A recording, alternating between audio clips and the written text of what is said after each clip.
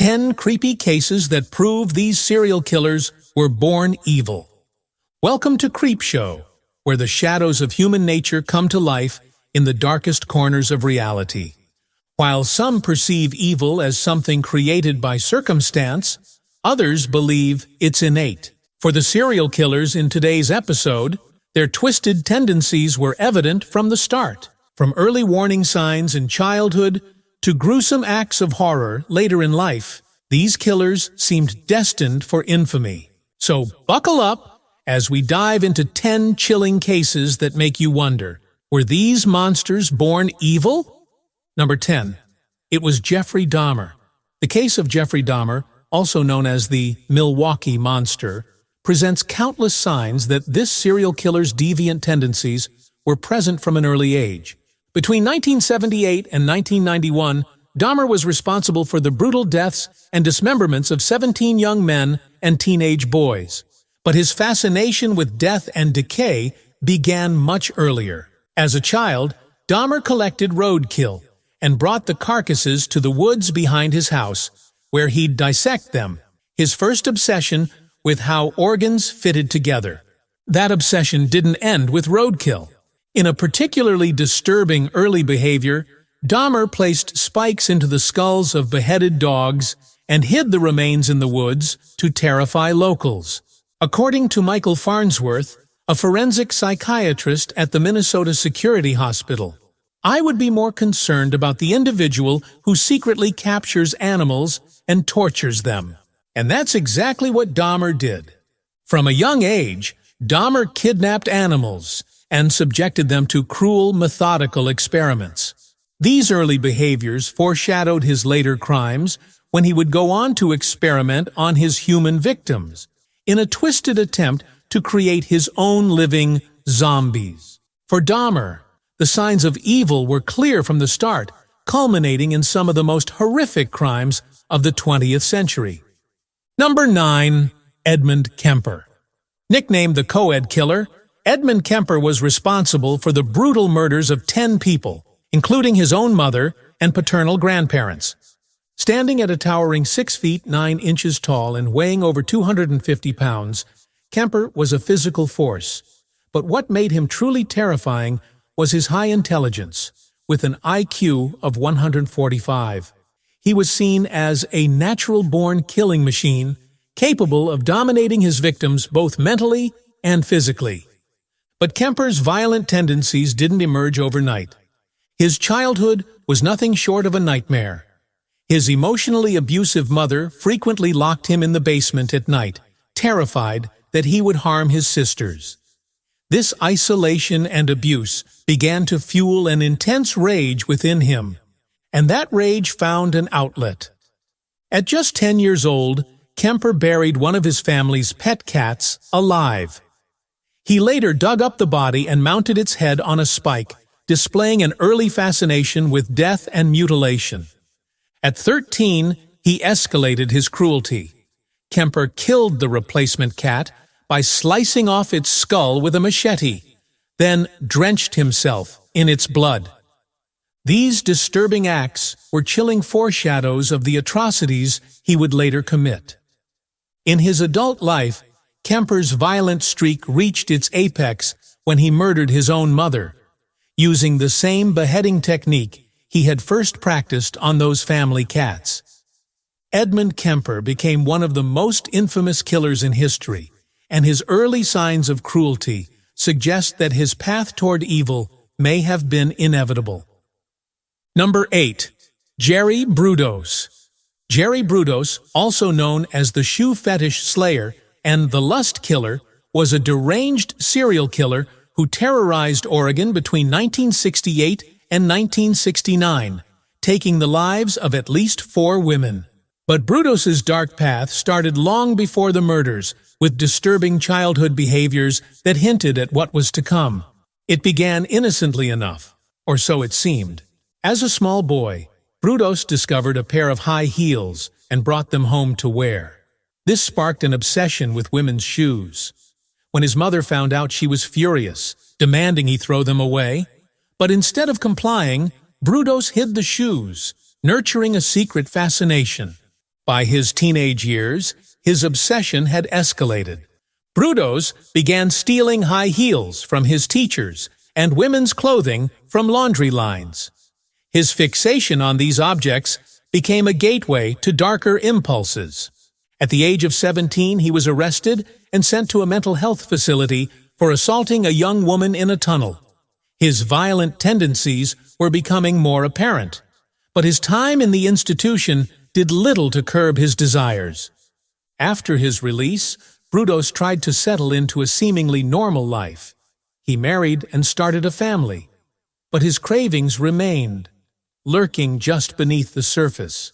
Brudos began luring women to their deaths, often targeting them for their shoes or clothing.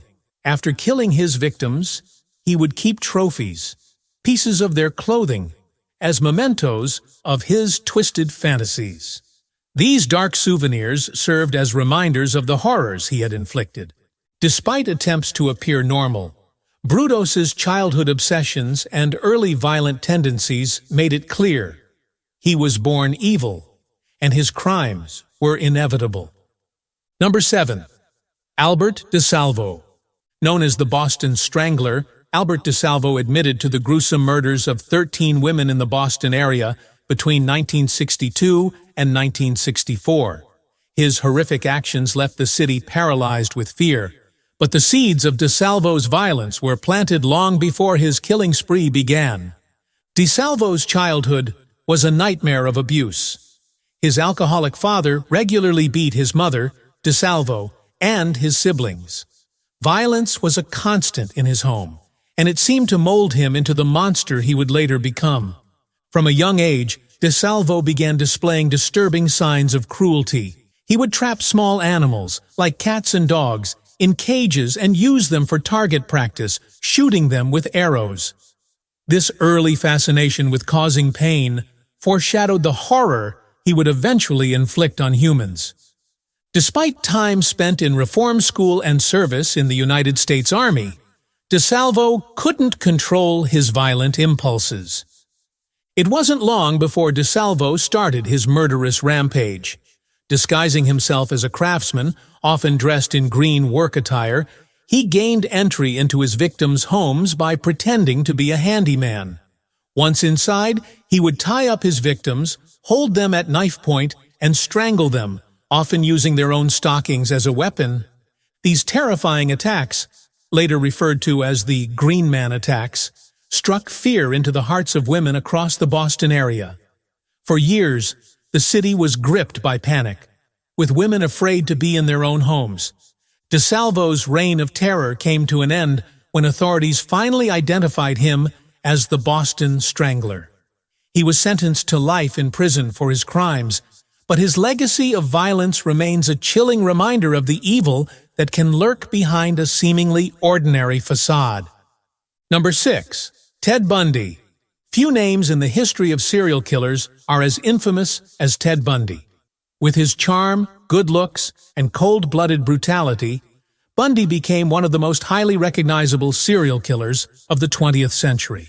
He admitted to the horrific abuse and murder of at least 30 women across several states during the 1970s. Despite his seemingly ordinary upbringing, Bundy's early life was marked by subtle, disturbing signs of the monster he would become. Raised to believe that his biological mother was his sister, Bundy's family dynamics were complicated, but not overtly abusive.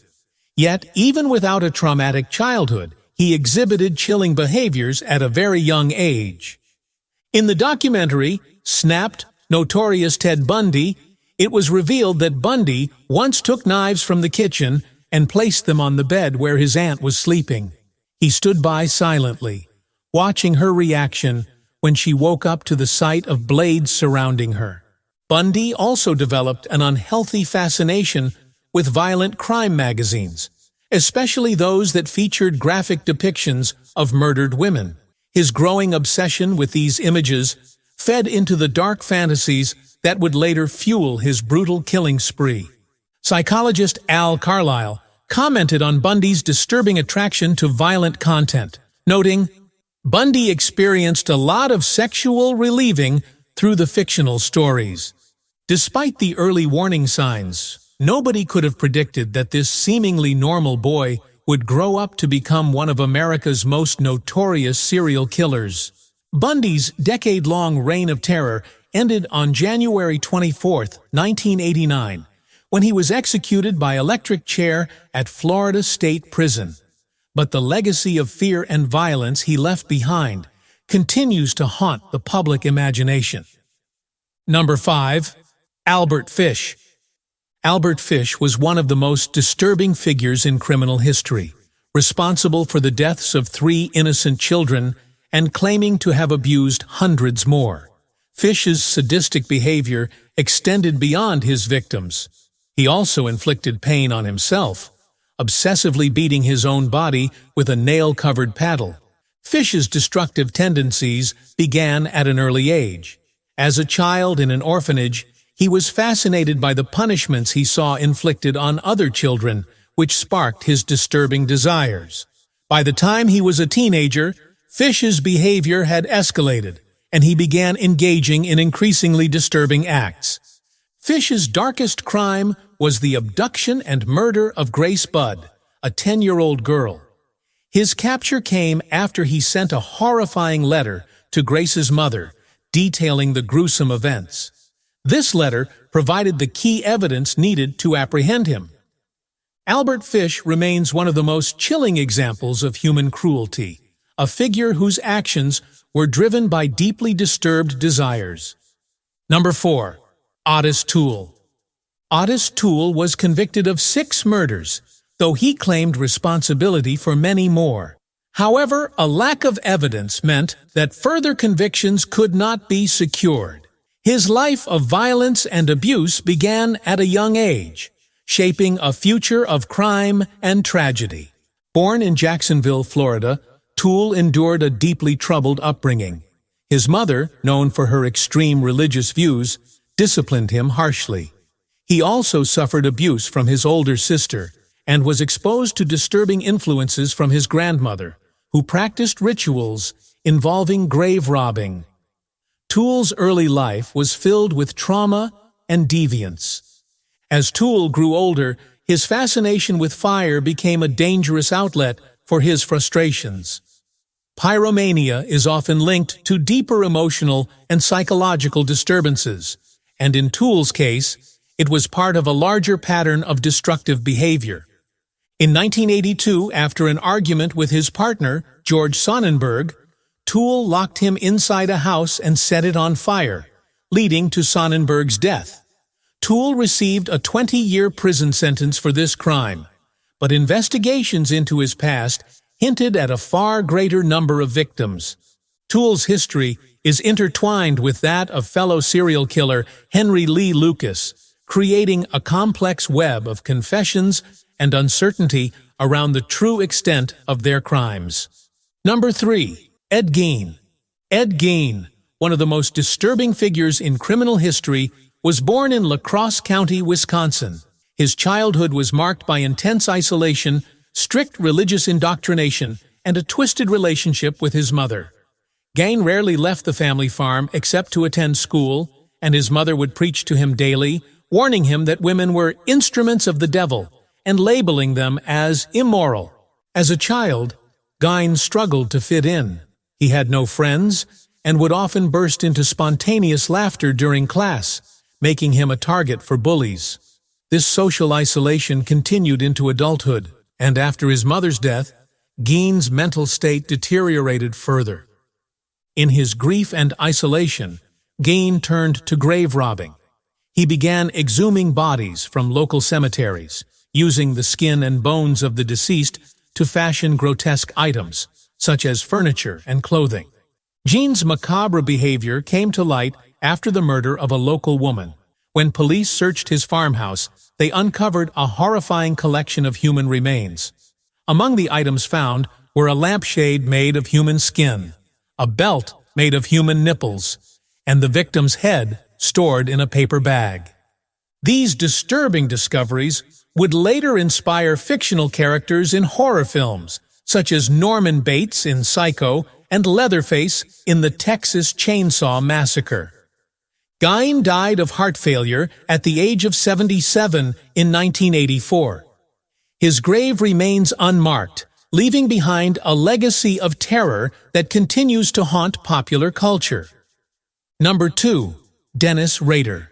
Dennis Rader, infamously known as the BTK Killer, for bind, torture, kill, was responsible for the brutal murders of 10 people in Kansas between 1974 and 1991. While he maintained a seemingly normal family life as a church leader and Boy Scout troop leader, Rader secretly harbored a dark desire for torturing and killing.